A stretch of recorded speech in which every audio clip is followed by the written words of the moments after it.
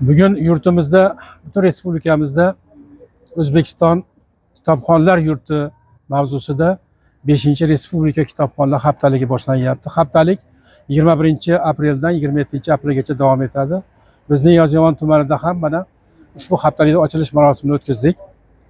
Haftalik davomida kutubxonalarda, tuman axborot kutubxona markazida har kuni tadbirlar, bittadan, ikkitadan kamida tadbirlar belgilangan. Har kuni bu tadbirlar davomida biz intellektual o'yinlar, kitobxonlar o'rtasida musobaqalar, uchrashuvlar, turli ko'ngilochar tadbirlar o'tkazishni rejalashtirganmiz.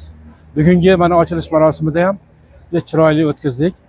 Shaxsan tumanimiz hokimi Dilshodjon Tursunmurodovich qatnashib, meni xursand qilgan narsa mana 100 million so'mlik kitobni sovg'a qilishdi, e'lon qilishdi. Bugungi qatnashchilar ham buni juda olqishlar bilan kutib olishdi. Kitobxonlarimiz chiroyli, agar 100 million so'mlik kitobni hokimiyat olsa, badiiy adabiyotlar asosan va'da qilishdi. Yana ham badiiy adabiyot fondimiz ko'payadi. Bu esa kitobxonlarni yana ham kutubxonaga jalb qilishdi, a'zolarimiz sonini oshiradi.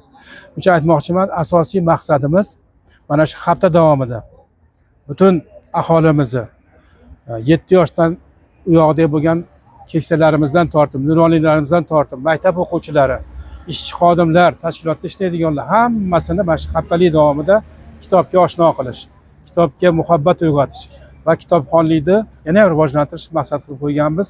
Xudo xolasa bu maqsadimizga erishamiz deb o'ylayman. Chunki barcha xodimlarimiz bilan, ma'naviyatchilar bilan shunga harakat qilamiz va fursatdan foydalanib tumanimizda mavjud bo'lgan barcha tashkilotlarni, xususiy tashkilotlar, davlat tashkilotlarini, maktabgacha ta'lim, maktab ta'limi tashkilotlarini, sog'liqni saqlash tashkilotlarini, hamma aholini mana shu haftalikda faol ishtirok etishda va albatta kitob olib o'qishga chaqiraman.